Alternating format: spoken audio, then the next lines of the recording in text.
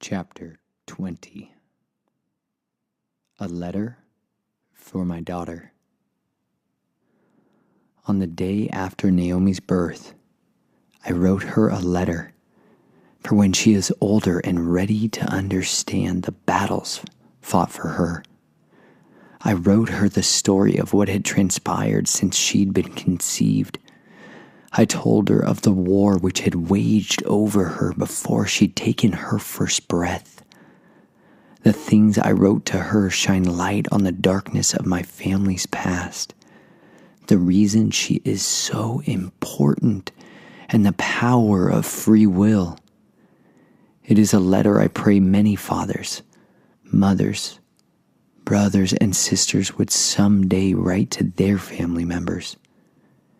These are letters which speak the secrets, those hidden horrors that are forbidden to say.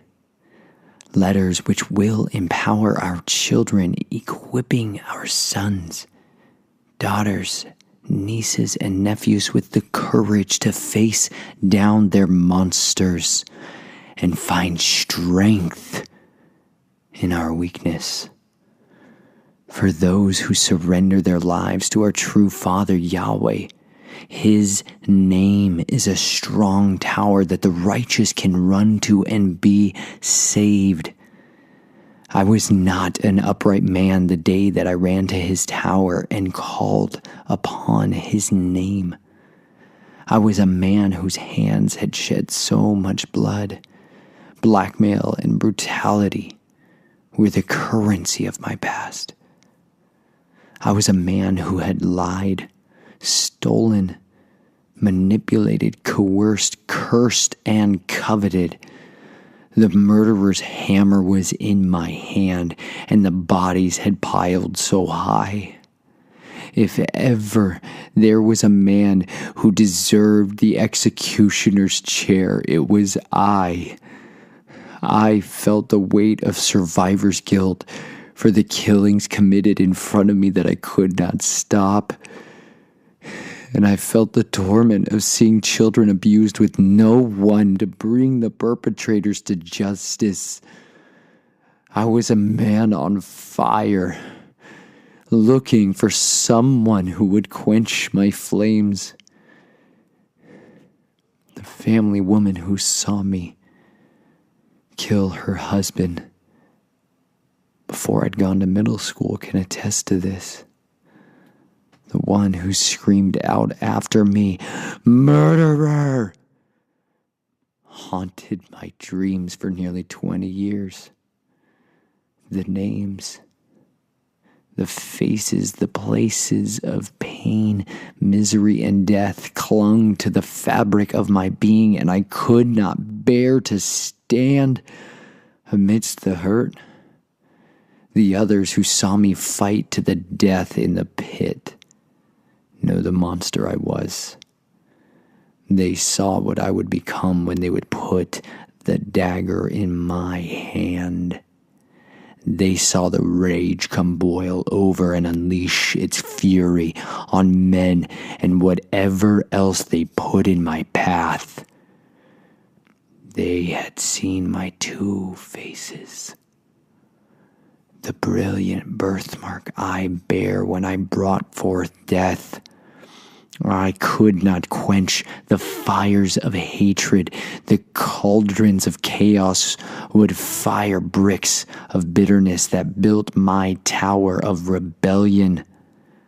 I was broken beyond belief. I had no sense of normal. Morality and free choice were a luxury for the masses, not children who witnessed ritualistic torture before they went to first grade. I could not know peace. I could not understand, let alone receive, love. I was the salted, scorched earth left behind by conquering armies on their way to pillage a distant land. I was ruined. When I was 19, I wrote the Hebrew equivalent of ruined on my left wrist with a permanent marker every single day for more than a year. There was no mystery about it. I knew I was a ravaged, ruinous heap of a shattered soul. I looked in the mirror and saw a monster staring back at me. I saw the blood running down my face and caked on my cheeks. I scrubbed my hands till they cracked, trying to wash it all away. There weren't enough people for me to destroy, to satisfy the need to avenge the children my family pillaged. How could I quench the bitterness, the hatred, and the rage? I screamed in the quiet of the night, questions no man can hope to answer.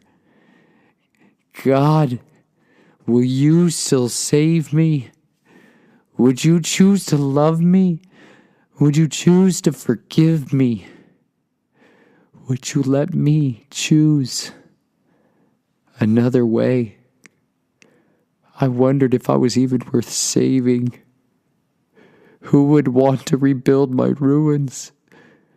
My soul was a desolate wasteland full of the broken pieces of my desecrated heart. Who could bear the torment of my sorrows? Who could hold the horrors of my past? I had to look no further than the perverse version of a baby book my mother had given me before I left to college to know the abusive pictures in my past were waiting to destroy my peace. Remembering was a death of its own. To remember was to bear the burdens of hundreds of lives snuffed out of existence. How I wept. I wept for months. I sobbed tears of grief, of misery, and of sorrow that only orphans, widows, or soldiers who felt the beating pulse of their best friend quiet down to nothing as their soul breathes its last can know. Those who have witnessed the violent taking of life by death know of the horrors I have seen. I could not bear to remember it. It was just too much for someone to handle and live, and yet I couldn't manage to forget. I decided instead to make them matter. I chose not to let them go to waste. I would not allow the fear of remembering, the fear of telling, and the repercussions to hold me back. Though it once brought me their beatings, the shackles, and the soul-wrenching betrayal, I chose to put my pen to the paper still, and I wrote their names, both the ones I knew and the some of them whom I'd forgotten. I wrote their faces, their places of perishing, where bodies were dumped into inky waters and others were burned in family-owned or brotherhood-controlled crematoriums. I wrote the most dangerous of words, willing to prove to the man in the mirror that my weakest pen strokes would be mightier than my blood-stained blades. To write the words was to step into hell. I have tasted the ash of death for breakfast. It clung under my fingernails and scorched my brows. I was born in the black fires of fury, which heat the kingdom of the wicked one. I chose to no longer live in the inner circles of murder, and instead I became a traitor to the Dark Prince. I left darkness and ran to the light of hope. I did not come before the king empty-handed. I brought him my lists, those places and faces of horrors, to the Redeemer's feet. I brought my grief as an offering. I brought my guilt and the hurt and the hatred. I brought the anger and the betrayal to the sinless one. I brought 100 lifetimes of sin. I brought him the molestations, sorrow, and despair. I brought him the worst this world had to offer, and I offered him myself. I brought the God of light, the detestable things done in darkness. I brought him who is worthy, my lack, my fears, my hatred, and my death. I brought him all I had. He asked me to, and I obeyed. I chose to surrender all of myself to him. I trusted he alone could redeem this death for life. There is only one who can take a monster and make him a man again. I no longer fear death, whose harbinger and slave I have been. Now I choose to fear the only one who can throw my body and soul into eternal flame or free me forever. Because of that, I will lay down my life for him and for all who are willing to chase freedom and forsake their fears. Hear me now. Pay close attention to what I am going to say to you. I am willing to suffer the scourge of this world, the shackles, the mocking, the character assassinations, the accusations, all of it. I will take their bullets, their beatings, and their blades. I will endure their poisons, curses, and hate. I have suffered these time and again. The blood of my body has been spilled to the point of death more than once. And I do not fear, but I do respect the retribution of man, demons, or the masters they serve. I will gladly bear this all if only one child, one precious soul is spared a life like mine. If one man reads these words and chooses not to make his son pass through the inky fires, all the horrors of my life and even the retributions to come are worth it. I would go through every bit of the starvation, the poverty, the dirty glares, and the fleeing of my friends and family to know that a daughter slept in peace, knowing her abusers would not come for her ever again. Each burning stick snatched from the flames is worth a lifetime of chaos. I would gladly suffer it all because I will never have to endure it alone. No matter what is done to me, no one, no power on this earth, no power beneath or above its surface can take the hope of salvation burning in my chest. I am an adopted son of the living and holy God. He chose even me.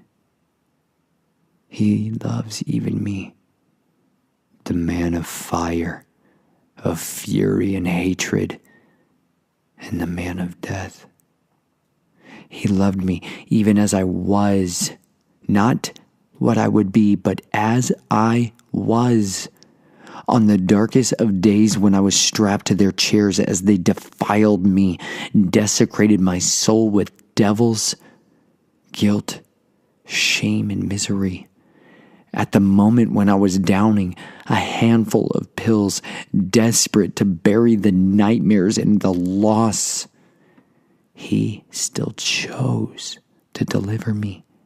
He loved Even the boy who ran from a familial estate with the blood of a stranger staining his dagger-filled hands and his widow screaming, "Murderer!" No amount of pain and suffering I have endured can compare to the hope that is set before me. I do not have to wonder if he will strengthen me as I pick up the mutilated stake of persecution that so many others have borne. I know the pains of crucifixion. I have held the purpose-forged hammer and heard their agonizing screams. I have faced down despair, whose icy hands grab your ankles and pull you into the depths of hell. I have screamed till my throat tore with the pain of memories unspeakable, and yet none of it could compare to the joy and the hope which is now beating in my chest. It is because he would not leave me helpless, but sent the Comforter, who strengthened me and brought to mind the truth of Yeshua, the Messiah.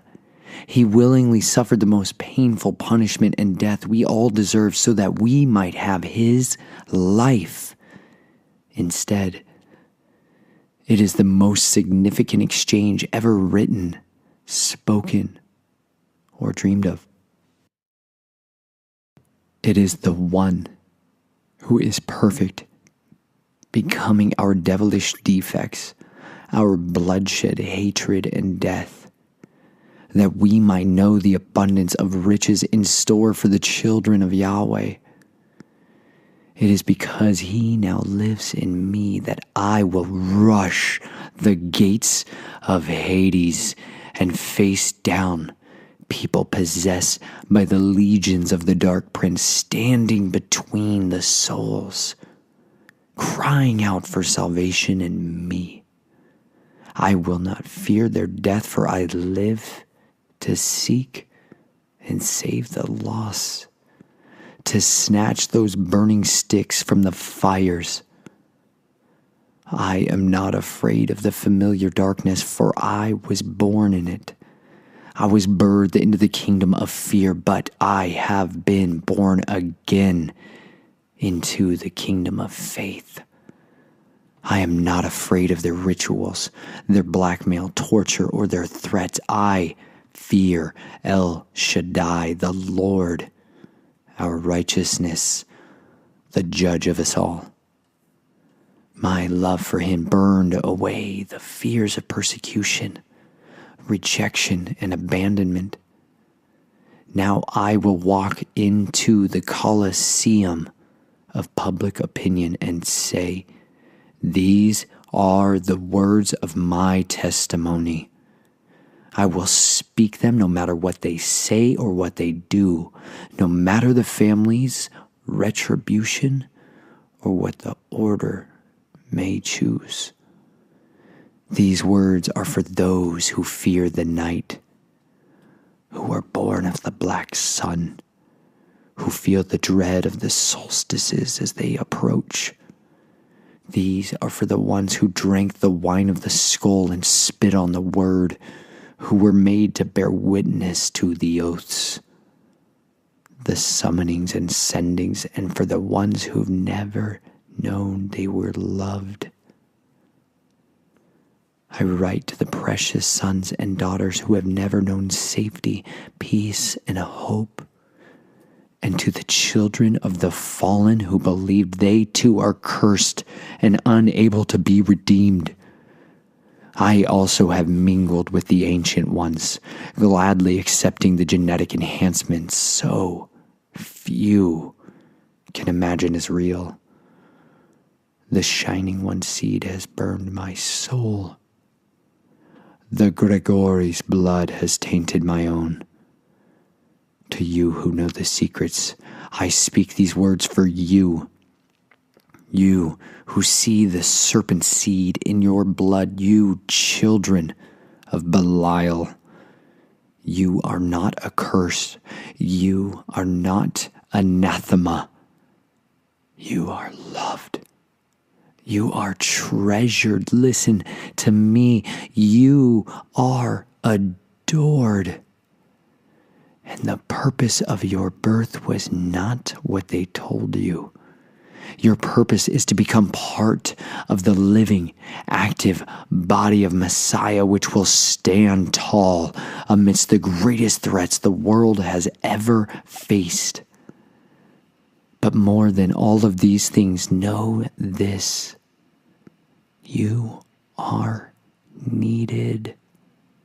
You were not born for death, for the Johns who pay you in white powder, adrenochrome, corporate contracts, king's ransom, or $5 bills. You were born with a greater purpose than you can imagine. The shackles on your wrists are not to keep you bound on their tables, beds, and chairs. They exist because you were made to set people free.